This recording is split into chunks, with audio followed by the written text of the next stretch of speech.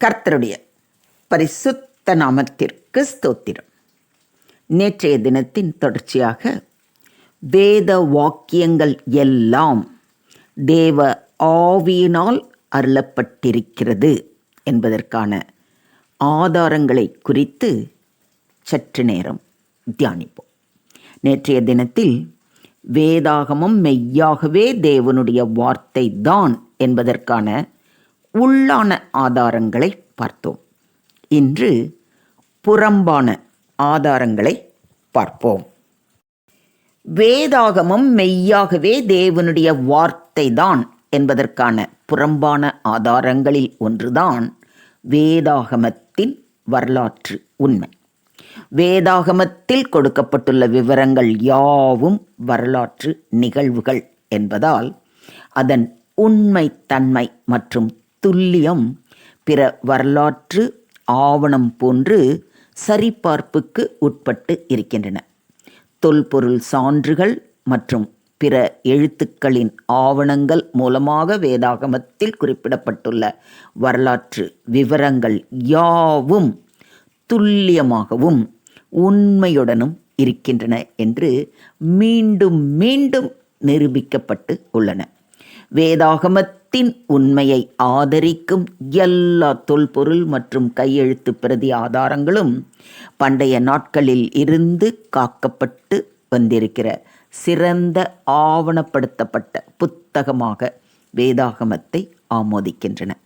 வேதாகமம் துல்லியமாகவும் உண்மையாகவும் வரலாற்று நிகழ்வுகளை பதிவு செய்கிறது என்பது மட்டுமல்லாமல் மதம் சம்பந்தப்பட்ட அனைத்து விசுவாச கோட்பாடுகளுக்கும் பாடங்களுக்கும் மற்றும் போதனைகளுக்கும் ஆதாரமாக இருக்கிறது.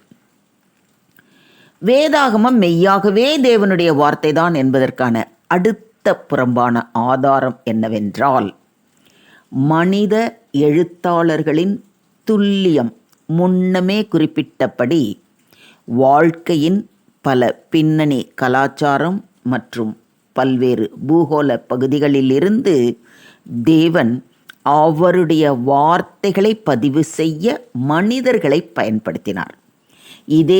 இந்த மனிதர்களின் வாழ்க்கையை படிக்கும்போது அவர்கள் நேர்மையாகவும் நேர்மையுடனும் இருப்பதை காண்கிறோம். தேவன் தங்களோடு பேசியதற்கு உண்மையுள்ள சாட்சிகளாக இவர்கள் இருக்கிறபடியினாலும் தாங்கள் எழுதியவைகள் யாவும் தேவனுடைய வார்த்தை தான் என்கிற பரிபூரண நம்பிக்கையும் இவர்களுக்கு இருந்தபடியினால்தான் தங்கள் உயிரையே கொடுத்தார்கள். புதிய ஏற்பாட்டு எழுதியவர்களும் மற்ற நூற்றுக்கணக்கான விசுவாசிகளும் எழுதப்பட்ட செய்தி சத்தியம் என்று அறிந்திருந்தனர். ஏனென்றால் அவர்கள் மரித்தோரிலிருந்து உயிர்த்தெழுந்த இயேசு கிறிஸ்துவை நேரில் கண்டவர்கள். உயிர்த்தெழுந்த கிறிஸ்துவை பார்த்தது அவர்கள் மீது மிகுந்த தாக்கத்தை ஏற்படுத்தியது. அதன் நிமித்தம் மரணத்திற்கு பயந்து ஒளிந்து கொள்ளாமல் தேவனுக்காகவும் அவருடைய வார்த்தைக்காகவும் தங்கள் உயிரையே கொடுத்தார்கள்.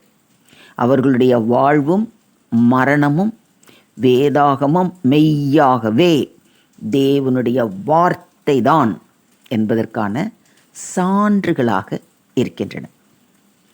வேதாகமம் மெய்யாகவே தேவனுடைய வார்த்தை தான் என்பதற்கான இறுதியான புறம்பான ஆதாரம் என்னவென்றால், வேதாகமம் அழிக்கப்பட முடியாமல் இன்றும் நிலைத்திருப்பது.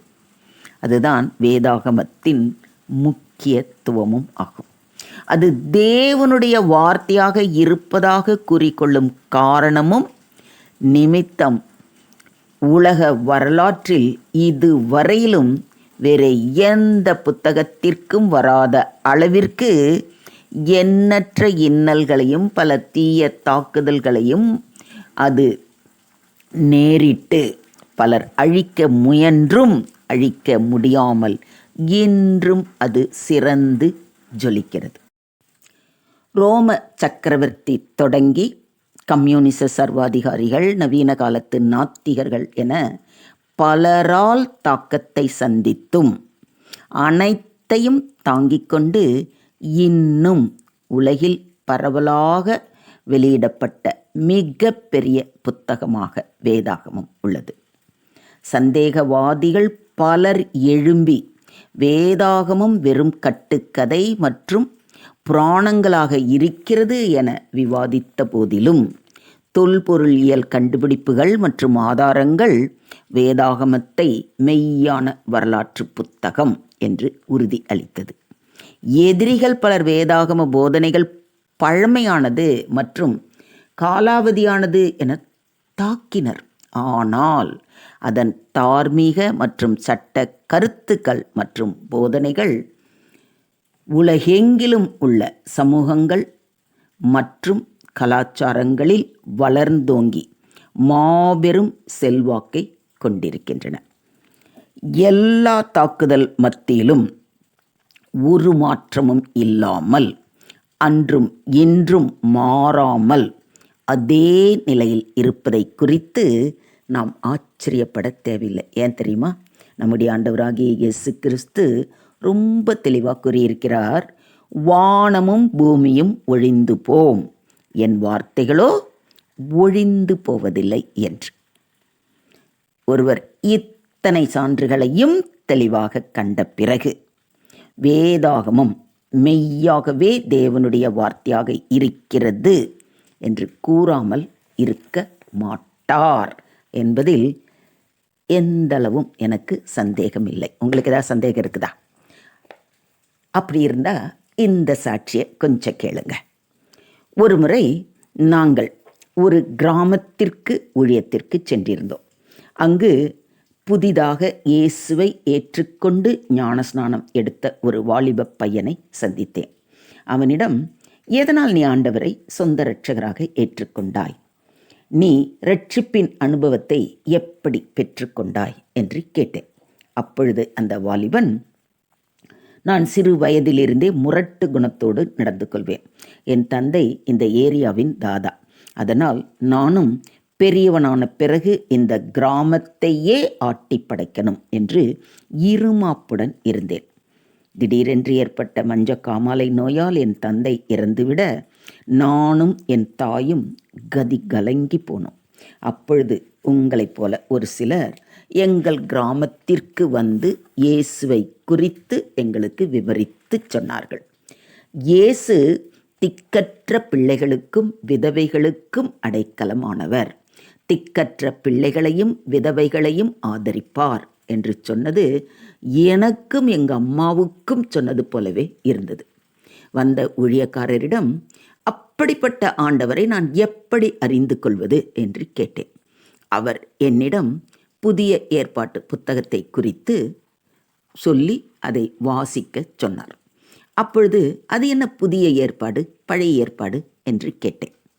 இன்றைய காலத்தை நாம் எப்படி குறிப்பிடுகிறோம்? கிபி 2006 என்றும், முந்தைய காலத்தை குறித்து சொல்லும்போது கிமு 506 என்றும் கூறுகிறோம் அல்லவா? கிபி கிமு என்பது கிறிஸ்துவுக்கு பின், கிறிஸ்துவுக்கு முன். புதிய ஏற்பாடு கிறிஸ்துவின் பிறப்பு, ஊழியம், பாடுகள், மரணம், உயிர்த்தெழுதலை குறிக்கிறது. பழைய ஏற்பாடு கிறிஸ்துவுக்கு முன், இந்த உலகம் படைக்கப்பட்ட நாளிலிருந்து தோன்றிய தீர்க்கதரிசிகள், ராஜாக்கள் மற்றும் அந்த காலத்தில் நடந்த நிகழ்வுகளை தெளிவாக குறிக்கிறது. கிறிஸ்து என்று ஒருவர் பிறந்திருந்தால்தானே கிறிஸ்துவுக்கு முன், கிறிஸ்துவுக்கு பின் என்று காலத்தை பிரிக்க முடியும். அப்படியானால் இந்த புத்தகத்தில் எழுதியிருப்பது எல்லாமே சத்தியமும் சரித்திரபூர்வமுமானது ஆதாரங்கள் தானே என்று கூறியதும் தான் எனக்கு இயேசு மீது ஒரு நம்பிக்கை வந்தது. அதைத் தொடர்ந்து அவருடைய மலை பிரசங்கத்தை படித்து என்னை முற்றிலுமாக அவர் கரத்தில் என்னை ஒப்புக் கொடுத்தேன். இந்த கிராமத்தையே கட்டி ஆள வேண்டும் என்று இருமாந்திருந்த நான் இந்த கிராமத்தையே இயேசுவின் ஆளுகைக்குள் கொண்டு வர வேண்டும் என்று உறுதி பூண்டு இந்த கிராமத்தில் உள்ள ஒவ்வொருவரையும் தனித்தனியாக சந்தித்து ஆண்டவருடைய சத்தியத்தை கூறி அவர்களையும் ரட்சிப்புக்குள்ளாக அழைத்து வந்து கொண்டிருக்கிறேன். இதுதான் நான் என்னுடைய ஜீவகாலம் முழுவதும் நான் செய்ய போகிற ஒரே பணி அப்படின்னு அவன் சொன்னான். எத்தனை அற்புதமான சாட்சி! ஸோ இந்த வேத புத்தகம் தேவனுடைய வார்த்தை தான் என்பதில் இன்னும் உங்களில் யாருக்காவது சந்தேகம் இருக்கிறதா? அப்படி இருக்குதுன்னா வாங்க, உங்கள் சந்தேகத்தை நான் தீர்த்து வைக்கிறேன் என்று இரு கரம் நீட்டி இயேசு உங்களை அழைக்கின்றார். அவரிடத்தில் கிட்டி சேர்வீர்களா? தேவன் தாமே உங்கள் ஒவ்வொருவரையும் ஆசீர்வதித்து வழி நடத்துவாராக. தேவனுக்கே மகிமை உண்டாவதாக. ஆமேன், ஆமேன், ஆமேன்.